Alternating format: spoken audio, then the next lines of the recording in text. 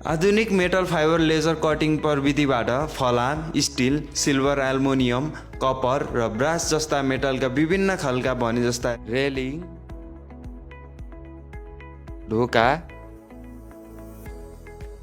get, घरको cladding, 3D letter, steel letter,